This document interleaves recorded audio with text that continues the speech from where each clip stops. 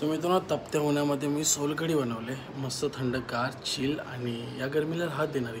मित्रांनो, आज मी तुमच्यासाठी बनवतो ही सोलकढी. याला सोलकढी बोलतात का करी ते तुम्ही सांगा, ठीक आहे. कोकमला गरम पाण्यामध्ये भिजत ठेवणं आहे 7-8 मिनिटासाठी. त्याच्यानंतर एक ओला नारळ, जो आपला नारळ असतो तो फोडून घेतो. त्याच्यातलं आपल्याला खोबरं आणि नारळ पाणीसुद्धा पाहिजे, ठीक आहे. मिक्सरच्या भांड्यामध्ये थोडंसं लसूण ॲड करतो. त्यानंतर त्याच्यामध्ये थोडंसं अद्रक, थोडीशी मिरची आणि कढीपत्ता, हे सगळ्या गोष्टी महत्त्वाच्या आहेत. त्यानंतर कलरसाठी बीटरूट टाकतोय आणि हा नारळ जो फोडून घेतला होता त्याचे बारीक बारीक तुकडे केलेत आणि तो याच्यामध्ये ॲड करणार आहे.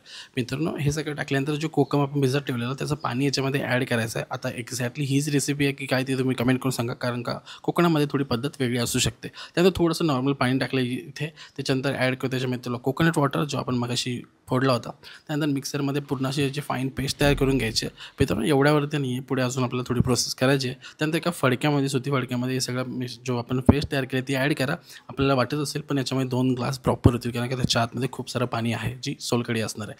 असं प्रेस करत करत मी प्रॉपर हे काढून घेतो आहे आणि आपली ऑलमोस्ट सोलकढी तयार झाली. आता त्याच्यामध्ये थोडंसं बर्फ वगैरे ॲड करा, म्हणजे जे चिल वाटलं की जरा बरं वाटतं. त्यानंतर त्याच्यामध्ये टाकलं थोडंसं चाट मसाला, थोडंसं जिरा पावडर, थोडीशी साखर आणि थोडंसं मीठ. हे सगळं टाकल्यानंतर थोडी कोथिंबीर पण ॲड करायची मजेदार, आणि देन आपली तयार होते ही सोलकढी किंवा सोलकरी, जी काय बोलतात ते, ठीक आहे. मस्त सर्व करा, एन्जॉय करा. ह्या गरमीमध्ये थोडी पोटाला आधार देणारी, थंडक देणारी आणि भरपूर काही फायदे आहेत, ते तुम्ही जरा कमेंट करून सांगा, कारण का मला एवढी डिटेलमध्ये माहिती नाही, ठीक आहे ना. आता रेसिपीमध्ये काही वर खाली असेल तर ते पण तुम्ही कमेंट करून सांगा आणि इज्जत द्या. हाय हाय हाय, एक नंबर आहे.